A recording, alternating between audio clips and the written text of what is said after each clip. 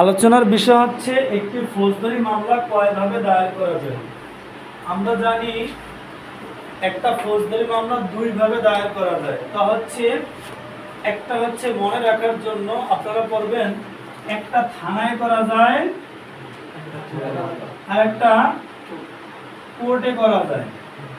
এই দুইটা ভাবে মনে রাখবেন। একটা থানায় করতে পারতেছেন ফৌজদারি মামলা, একটা কোর্টে করতে পারতেছেন। থানায় আপনি দুইভাবে করতে পারতেছেন।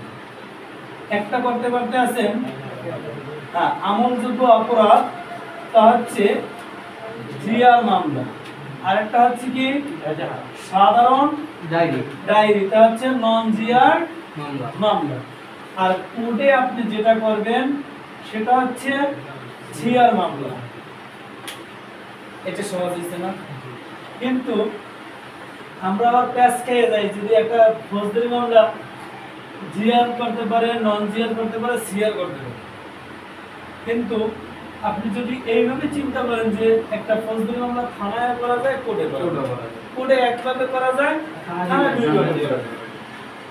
এখন এই জিআর মামলার উদ্যোগ হয় 154 ধারা মোতাবেক। কত?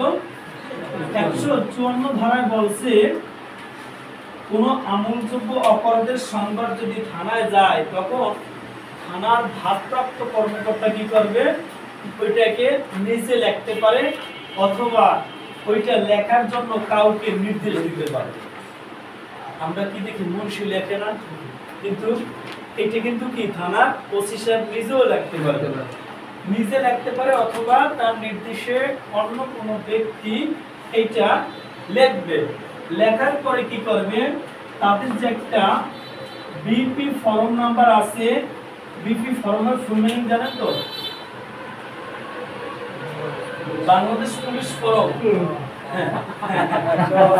বাংলাদেশ পুলিশ ফর্ম 27 প্রাথমিক তথ্য বিবরণীতে কি করবে? অন্তর্ভুক্ত করবে। অন্তর্ভুক্ত করার পর কি করবে? এটা আবার এজাহারে লিপিবদ্ধ করবে। এজাহারে লিপিবদ্ধ করার পর ওই এজাহারটা সংশ্লিষ্ট ম্যাজিস্ট্রেটের জিআরও নিকটে পাঠায়। জিআরও কি করে? সেখানে আসলে একটা আবার কি করে, ওই জায়গায় জিআরএ যখন আসে, আসার আগে একটা পিএস কেস নাম্বার পড়ে, এইটা পরীক্ষায় আসে যে যখন এজাহারে লিপিবদ্ধ করে, এজাহারে লিপিবদ্ধ হওয়ার পরে দেখবেন এখান থেকে একটা মামলা নম্বর দেয়, যেমন মাস দিনের উপরে ডিপেন্ড করে। যেমন আজকে যদি মামলা হয় যে এই মাসে যদি ওই থানায়, আজকে কত তারিখ?